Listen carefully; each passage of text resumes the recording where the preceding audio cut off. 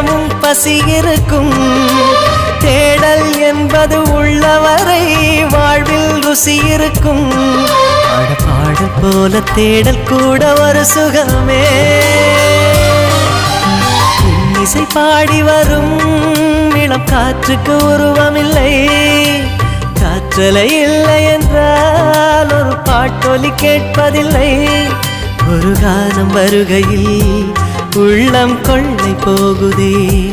ஆனால் காற்றின் முகவரி கண்கள் அறிவதில்லையே. இந்த வாழ்க்கையே ஒரு தேடல் தான். அதை தேடி தேடி தேடும் மனது தொலைகிறதே. இசை பாடி வரும் இளம் காற்றுக்கு உருவமில்லை. காற்றலை இல்லை என்றால் ஒரு பாட்டொலி கேட்பதில்லை.